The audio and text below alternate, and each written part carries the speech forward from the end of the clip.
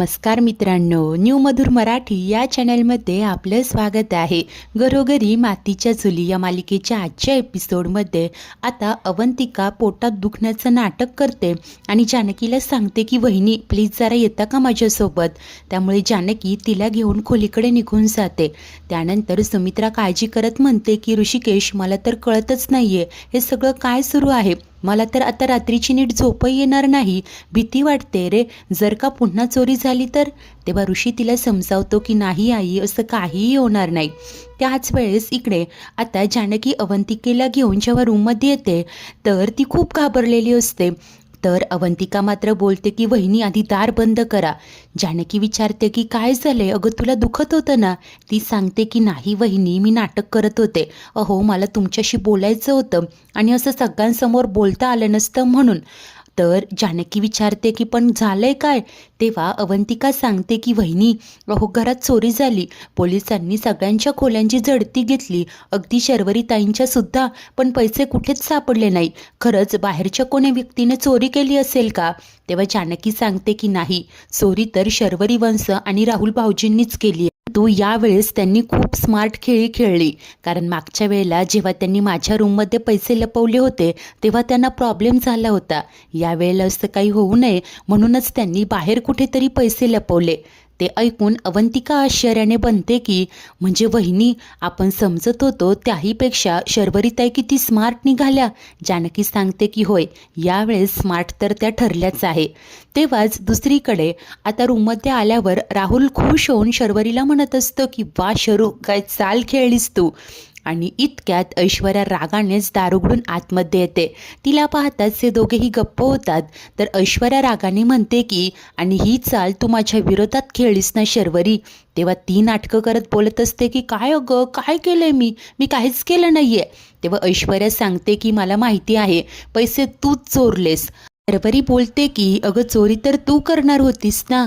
तेव्हा ऐश्वर्या सांगते की होय, परंतु त्याआधीच तू चोरी केलीस. कारण तुला माहिती होतं जर का मी पैसे चोरले तर त्यातले 50% पैसे तुला मला आणून द्यावे लागतील आणि हेच होऊ नये म्हणून तू स्वतः पैसे चोरले. ते ऐकतात शर्वरी साळसूतपणाचा आव्हानात म्हणते की बस हां बस, तू वाटेल ते बोलते आता. बस हां बस, आता ना मला हा उंदीर मांजराचा खेळ खेळून अतिशय कंटाळा आलाय. मला आता डायरेक्टली एक घाव 2 तुकडे करायचे आहेत. ऐश्वर्या लगेच आश्चर्याने प्रश्न करते की नक्की काय करणार आहेस तू. तेव्हा ही शर्वरी सांगते की मला त्या जानकीचा खेळ आता खल्लास करायचा आहे. ते ऐकताच ऐश्वर्याच्या हृदयाचा थरकापच उडतो. मनातनं ती खूप घाबरलेली असते. शरू हे सगळं नोटीस करते आणि तिला विचारत असते की काय गं, काय होतंय, भीती वाटते का, की अजूनही जानकी वहिनीबद्दल तुला पुळका आहे. जर का तसं काही असेल तर आत्ताच सांग की तुला हे सगळं जमणार आहे का, तरच माझा विश्वास बसेल की तू बदलली आहेस. तिचं हे बोलणं ऐकून ऐश्वर्या तर स्तब्धच झालेली असते. राहुल देखील ऐश्वर्याकडेच पाहत असतो. तर शर्वरी मात्र म्हणते की काय चाललंय, इकडे बघ इथे. आणि ती आता ऐश्वर्याला स्वतःकडे वळवते आणि विचारत असते की बोल ना, जमणार आहे की नाही. कारण जर का तू हे करू शकली तरच माझा विश्वास बसेल की तू खरंच बदलली आहेस, जानकी वहिनीच्या विरोधात गेली आहेस. नाहीतर मला असंच वाटेल ना गं की तू नाटक करतेय. हीच तर तुझी परीक्षा आहे. आता त्यानंतर ऐश्वर्या क्षणभर विचार करते. ऐश्वर्या आता या शरूचे हात बाजूला सारते आणि त्यानंतर पुन्हा एकदा ट्यून बदलत म्हणते की हे बघ, मी तुला याआधीच सांगितलंय की मी जानकीच्या विरोधात आहे की नाही हे मी सिद्ध करत बसणार नाही, कारण मला तुझी गरज नाही. आता तुला हे पटवून देण्यासाठी मी काय तुझ्यासारखे माणसांचे खून करत बसू का. असं बोलणं ऐकतात शर्वरी अतिशय रागाने तिच्याकडे बघत लुक्स देत असते. ऐश्वर्या देखील तोऱ्याने म्हणते की काय बघतेस काय, हे लुक्स ना मला नाही द्यायचे कारण मी कुणाच्याच बापाला घाबरत नाही. आणि एक गोष्ट लक्षात ठेव, मला तुझी गरज नाही आहे तर तुला माझी गरज आहे. दुसरी गोष्ट, मला काय त्या जानकीचा अजिबात पुळका वगैरे नाही आहे. आणि हो, मी काय मर्डर करून डेड बॉडी आणि मर्डर वेपन आपल्याच घरच्या मागच्या अंगणात पूर्ण इतकी मूर्ख नाही आहे तुझ्यासारखी. शरू टोमणा देते की पण दिसतेस तितकी हुशारही वाटत नाहीये. तेव्हा ऐश्वर्या म्हणते की मी किती हुशार आहे हे तुला आता लवकरच कळेल शर्वरी. तर त्याच वेळेला इकडे जानकी सुमित्राजवळ आलेली असते. सुमित्रा मात्र अजूनही दुःख करत म्हणते की नाही ग, माझा तर विश्वासच बसत नाहीये. अगं, आपल्या घरचा मुख्य दरवाजा तूच तर रोज रात्री बंद करतेस ना, मग असं कसं कोणी घरात शिरलं असेल? वर जानकी तिला समजावत असते की आई, काळजी करू नका, पोलीस आलेत ना, त्यांनी चौकशी सुरू केली आहे. आता हे कोण होतं ते लवकरच कळेल. परंतु सुमित्रा म्हणते की नाही ग, मला खरंच भीती वाटते. हल्ली तर कानावर काहीही बातम्या ऐकू येतात. त्या दिवशी मी ऐकलं की चोरी करण्यासाठी कोणी घरात शिरलं, त्या घरातली सगळ्यांना मारलं आणि घर लुबाडून घेऊन गेलं. तेव्हा जानकी म्हणते की आई, अहो असा का विचार करताय तुम्ही, शांत राहा, बघू असं काही होणार नाही. परंतु सुमित्रा हळहळ करत बोलत असते की नाही ग, अगं ऑलरेडी जे घडायचंय ते घडून गेलंय ग, 7 कोटी चोरीला गेलेत. अगं तू अशी शांत कशी राहू शकतेस ग, तुला काहीच कसं वाटत नाही? तेव्हा जानकी समजावत असते की आई, मला सांगा, असं घाबरून कसं चालेल? इतक्यात ऋषीही तिथे येतो आणि तो सुमित्रेला समजावतो की आई, अगं जानकी सांगते शांत राहायला, याचा अर्थ तिला कशाचीच काळजी नाहीये असा होत नाही. आम्ही आहोत ना सगळे. आणि असंही आता मी सगळ्या घरात CCTV बसवून घेणार आहे, त्यामुळे आई तू अजिबात घाबरू नकोस. जानकी, तू देखील कुठल्या गोष्टीचं टेन्शन घेऊ नकोस. आता यापुढे आपण घरात जरी नसलो ना, तरी घरात काय घडतंय, कोण येतंय, कोण जातंय, सगळं काही कळेल आपल्याला. आणि पोलीस देखील या गोष्टीचा शोध घेतच आहेत, त्यामुळे आपल्याला आपले पैसे नक्कीच मिळतील. या प्रकारे ऋषीने दोघींनाही समजावलेलं असतं. ते टेन्शन घेऊ नका म्हणून तो सांगतो. आणि आता ऑफिसला जाण्यासाठी रेडी व्हायचं असतं, त्यामुळे तो तिथून निघून जातो. त्यानंतर विचारात असलेली जानकी देखील म्हणते की आई, मी देखील येते हं, स्वयंपाकाचं बघते. सुमित्रा मांडो लावते तेव्हा जानकी देखील बाहेर येते. त्याच वेळेला इकडे ऐश्वर्या शर्वरीला सुनावत असते की तुझी हुशारी एकदा कामी आली याचा अर्थ असा नाही की दरवेळेला कामी येईल. आणि मला चांगलंच कळतंय तुझ्या डोक्यात काय शिजतंय ते. माझं ठरलंय, मी कुणाचंच खून वगैरे करणार नाही. म्हणजे एखाद्या माणसाच्या जेवणात विष तू कालवणार आणि तो मेल्यानंतर त्याचं खापर माझ्या डोक्यावर फोडणार. ती पुढे बोलते की असो, तुला जे करायचंय ते कर.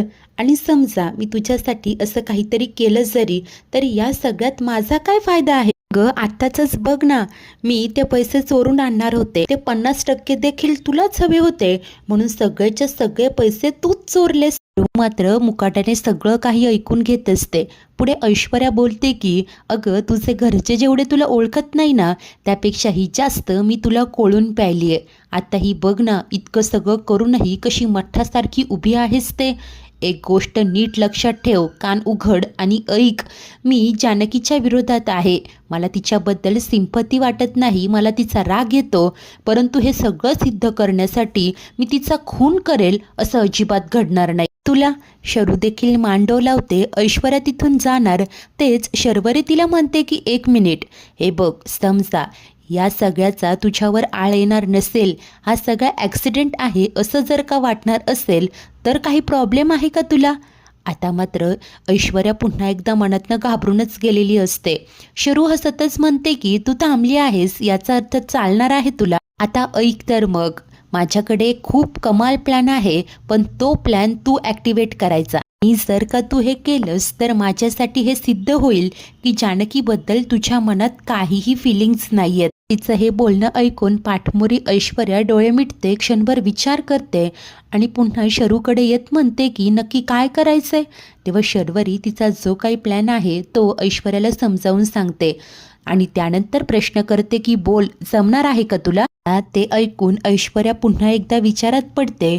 तिच्याकडे पाहत शर्वरी मनाशी म्हणत असते की जर का हे सगळं करण्यासाठी ही तयार झाली ना, तर माझा आत्ता विश्वास बसेल की ही नाटक करत नाहीये. तेव्हाच ऐश्वर्या देखील हाच विचार करत असते. ती मनाशी म्हणते की जर का मी नाही म्हणाले तर हिचा माझ्यावर विश्वास बसणार नाही आणि मग पुढची सगळीच प्लॅनिंग फिसकटेल. इतक्यात शरू चुटक्या वाजवतच तिला विचारते की बोल, जमणार आहे का तुला हे? इतका का विचार करतेय? तेव्हा ऐश्वर्या सांगते की कारण तू केसाने गळा कापणारी बाई आहेस, तुझ्यासोबत हात मिळवायचा म्हणजे ताक देखील फुंकून प्यावं लागेल. त्याच वेळेस दुसरीकडे ऋषी आता ऑफिसला निघणार असतो. जानकी तिकडे येते. त्यानंतर तो बोलत असतो की बरं ऐक आता, हे बघ, मी ऑफिसला जात, बाजार समितीत महत्त्वाची मीटिंग आहे, मी पुढे होतोय, तू तुझं आवरून झालं की ये. ती होकार देते आणि त्याला विचारते की तुम्ही खरंच घरात CCTV इन्स्टॉल करणार आहात का? तेव्हा तो बोलतो की होय, खरं तर हे सगळं मी खूप आधीच करायला हवं होतं. सगळ्यांच्या सेफ्टीसाठी हे खूप गरजेचं आहे. अगं आधीच केलं असतं तर कळलं तरी असतं आपल्या घरात कोण घुसलं होतं ते. की देखील म्हणते की हो, बरोबरच बोलताय. जर हे आधीच केलं असतं तर बऱ्याचशा गोष्टी मला तुम्हाला सांगाव्या देखील लागल्या नसत्या. तेव्हा तो बोलतो की मला कळतंय तुझा रोग शर्वरीकडे आहे ना, आणि जानकी घरातल्या बऱ्याचशा गोष्टी ज्या घडतायत त्या तुला माहिती आहे का? मात्र आश्चर्याने पाहू लागते. तेव्हा तो बोलतो की म्हणजे जर का शर्वरीनेच हे सगळं केलंय, हे जर का तुला माहिती असेल तर हे सिद्ध करण्यासाठी काहीतरी पुरावा लागेल तरच आपण बोलू शकतो. तू जानकी खात्रीने सांगत असते की हे सगळं शर्वरीनेच केलंय. तेव्हा ऋषी विचारतो कशावरून? तेव्हा ती म्हणते की अहो विचार करा ना, आपल्या घराचं मेन डोअर, त्याची कडी, लॉक सगळं काही शाबूत आहे. याचा अर्थ काय होतो की घरात बाहेरून कोणीच आलं नाही. पैसे आहेत ही गोष्ट फक्त शर्वरी वंशांनाच माहिती होती, बाकी कोणालाच नाही. तेव्हा ऋषी बोलतो की अगं पण तू तर पाहिलं ना, घरात कुठेच पैसे नव्हते, पोलिसांनी शोधले. तेव्हा ती सांगते की ऋषिकेश, अहो खूप स्मार्टली त्यांनी या वेळेला घराच्या बाहेर कुठेतरी पैसे लपवले. काहीही करून दोघांना याचा शोध घ्यायचाच असतं. परंतु ऋषी म्हणतो की माझ्या डोक्यात वेगळंच सुरू आहे ग. हे सगळं ऐश्वर्या देखील करूच शकते ना, नाही म्हणजे आताच तुमच्या दोघींचं भांडणही झालं असतं. तेव्हा जानकी सांगते की नाही ऋषिकेश, हे सगळं फक्त शर्वरी वंशच करू शकतात. ती लवकरच ऋषी समोर सगळं सिद्धही करणार असते. पुढे ती त्याला प्रश्न करते की मला सांगा, तुम्ही घरात CCTV बसवणार आहात ही गोष्ट इतर कुणाला सांगितली का? तेव्हा तो बोलतो की नाही, फक्त तुला आणि आईला सांगितलंय. तेव्हा जानकी बोलते की ठीक आहे, पण आता घरात CCTV नाही तर आपण घरात हिडन कॅमेरे बसवायचे. जर का CCTV बघितला तर शर्वरी वंश लगेच सावध होतील. त्या बेसावध असतानाच त्यांची चोरी आपल्याला हिडन कॅमेऱ्यात पकडायची. दोघेही याच मतावर ठाम असतात. तर थोड्याच वेळाने ऋषी ऑफिसला जातो तर जानकी किचनमध्ये येते. तेथे अवंतिका कुकर लावत असते. जानकी म्हणते की काय हे, अगं राहू देत ना. तेव्हा ती बोलते की इतकं काही केलं नाहीये वहिनी मी. बरं मला सांगा त्या पैशांबद्दल काही कळलं का? तेव्हा जानकी उत्तर देते की नाही अगं, शर्वरी वंशांनी पैसे कुठे लपवले काहीच कळत नाहीये. अगं आता लवकरच ते पैसे सापडतील, कारण तुला माहिती आहे ऋषिकेश घरात CCTV लावायचं बोलत होते. मीच त्यांना सांगितलं CCTV नको तर हिडन कॅमेरे लावा. तू देखील लक्ष असू दे, नाहीतर आपण देखील भांडण करायचं नाटक करतो हे सगळ्यांना कळेल. तेव्हा ती म्हणते की नाही वहिनी, पण मला सांगा तुम्ही ऋषिकेश दादांना काही सांगितलं का आपलं हे सगळं नाटक सुरू आहे ते? तू जानकीने ही गोष्ट कुणालाही सांगितलेली नसते. ती म्हणते की एक क्षण मनात आलं होतं ग, पण तुला तर माहितीये ना आधीच यांचा ऐश्वर्यावर विश्वास नाही. शिवाय ऋषिकेश शर्वरी वंशांमुळे किती टेन्शनमध्ये आहे, त्यात हे सगळं नकोच. बरं झालं आठवण करून दिली. या CCTV बद्दल आपण ऐश्वर्यालाही सांगायला हवं. मग घोळच व्हायचा ग, नकळतपणे ती आपल्याला काहीतरी इशारे करायची आणि आपला प्लॅन फसायचा. तेव्हा आता अवंती बोलते की यू आर राईट वहिनी, असं काहीतरी होऊच शकतं. बघा ना, आता त्या शर्वरीताई ऐश्वर्याची परीक्षा घ्यायची म्हणताय तर मला तर टेन्शनच येतं हो. कारण आधीच तर तुम्ही त्यांच्या डोळ्यात खुपता म्हटल्यावर काहीतरी डेंजरस टास्क देतील तिला. त्यात मागणं घाबरलेली ऐश्वर्या येते आणि सांगते की टास्क तर ऑलरेडी दिलाय. दोघीही तिच्याकडे पाहू लागतात. तेव्हा घाबरलेली ऐश्वर्या सांगते की जानकी, शर्वरी काहीतरी डेंजरस प्लॅनिंग करते की तिचा प्लॅन जीव घेणं आहे. मला खूप टेन्शन आलंय ग जानकी, तिला तुला संपवायचंय. हे ऐकताच आता अवंतिका आणि जानकी दोघींनाही खूप मोठा धक्का बसतो.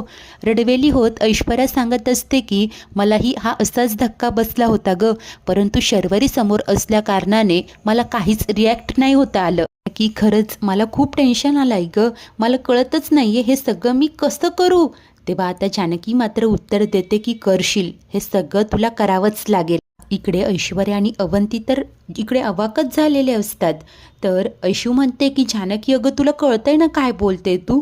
तेव्हा ती सांगते की होय, जर काय शर्वरी वंशांचा खरा चेहरा समोर आणायचा असेल तर तुला हे करावंच लागेल. हो, शर्वरी वंशांचा तुझ्यावर विश्वास बसावा यासाठी मी स्वतःचा जीव धोक्यात घालायला तयार आहे.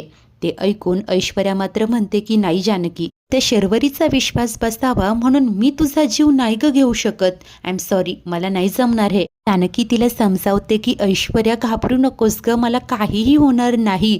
हे बघ त्या जे सांगताय ते कर, त्यांचा तुझ्यावर विश्वास हा बसलाच हवा. त्या जे काही सांगताय ते कर, त्याशिवाय त्यांचा तुझ्यावर विश्वास नाही बसणार. आता ऐश्वर्या तर सुन्नत झालेली असते. इतक्यात जानकी पाहते शर्वरी त्याच दिशेने येत असते. त्यामुळे तिघीही पटकन सावध होतात. जानकी विषय बदलत अवंतीला म्हणत असते की वांग्याची भाजी करूयात का? तर ऐशू देखील पाणी बॉटल घेण्याचं नाटक करते. त्यानंतर ही शर्वरी जानकीच्या पुढ्यात येते आणि तिला विचारते की वहिनी, तुला काय वाटतंय ग, हे सगळं कोणी केलं असेल? पोलीस या सगळ्याचा शोध लावतील? तेव्हा जानकी बोलून जाते की चोर आपल्या घरातलाच आहे. नाही म्हणजे पोलीस असं म्हणाले की चोर आपल्या घरातलाच कोणीतरी असू शकतो. ऐकून ही ड्रामा क्वीन शर्वरी बोलत असते की हो हो, नाही असं असूच शकतं, चोर घरातलाच असू शकतो, पण याचा शोध लागेल का? ही अतिशय रागाने तिच्याकडे लूक देते. त्यानंतर शर्वरी मात्र ऐश्वर्याला खुणावत तिच्याकडे यायला सांगते आणि तिथून निघून जाते. ऐश्वर्या जानकीकडे पाहते. जानकी देखील तिला जायला सांगते. ही तिथून निघून गेलेले असतात तेव्हा अवंतिका बोलते की वहिनी, बघितलत ना किती निर्लज्ज आहेत शर्वरीताई. मला तर इतका राग आला होता ना वहिनी, तुम्ही कसं कंट्रोल करता? की देखील सांगते की तू काळजीच करू नको, वेळ आली ना की मी यांना बरोबर धडा शिकवणार आहे. अवंती बोलते की हो वहिनी, ते तर आपण करूच, पण आता ऐश्वर्याला जे सांगितलंय ना मला त्याचं टेन्शन आलंय. जानकी तिला समजावते की तू टेन्शन घेऊ नकोस, देव आपल्या पाठीशी आहे, तो सगळं ठीक करेल. त्याच वेळेस इकडे ही शर्वरी मात्र ऐश्वर्याला गाडीजवळ घेऊन येते.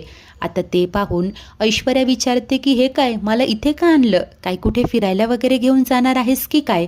तेव्हा शर्वरी बोलते की जाईल ना, फिरायलाही घेऊन जाईल, पण सध्या मला सांग, जानकी वहिनी बाजार समितीत जाताना हीच गाडी नेणार आहे ना? ऐश्वर्या सांगते की हो, म्हणजे ती नेहमी याच गाडीतनंच जाते का, काय झालं? तेव्हा शर्वरी म्हणते की नाही गो, अगदीच वेल मेंटेन गाडी आहे आणि मला हे नाही आवडत. त्यानंतर ती बाजूला जाते. ऐश्वर्याला मात्र सारं कळून चुकतं. तेव्हा शर्वरी तिथे पक्कड घेऊन येते. ऐश्वर्या विचारते की हे काय आहे? तेव्हा ती सांगते की पक्कड, आता यानेच गाडीचा ब्रेक, पेट्रोलचा पाईप कट करून टाक. ऐकून ऐश्वर्याला तर खूप मोठा धक्का बसलेला असतो. शरू तर काय तिची परीक्षाच पाहत असते आणि तिच्याच हातून जानकीला इजा पोहोचवायची असते. हाच तर तिचा हेतू असतो. मित्रांनो, आजचा एपिसोड तर इथेच संपतो. तर पुढील भागात शर्वरीचा विश्वास बसावा आणि केवळ जानकीने सांगितलं हे करायचं आहे म्हणून ऐश्वर्या पेट्रोलचा पाईप कट करते आणि ब्रेकही फेल केलेलं असतं. त्यानंतर आता इकडे शरूचा विश्वास बसतो की ऐश्वर्या तर खरंच बदलली आहे.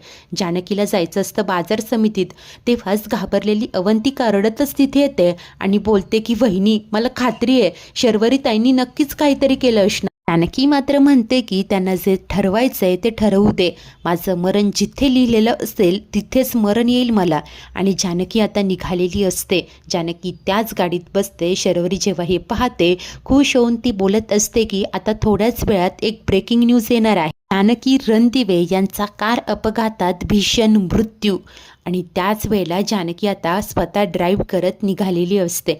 मित्रांनो, अखेर या संकटावर जानकी मात कसं करणार? ऐश्वर्याने स्मार्टली डोकं चालवून काहीतरी केलेलं असेल का? या सगळ्याचा त्यांना काही फायदा होईल का? शर्वरीचं पितळ अखेर उघडं पडणार तरी कसं? सर्वच काही पाहणे उत्सुकतेचे ठरेल. अशाच नवनवीन भागांच्या डेली अपडेट्ससाठी आपल्या न्यू मधुर मराठी या चॅनलला नक्की सबस्क्राईब करा. धन्यवाद.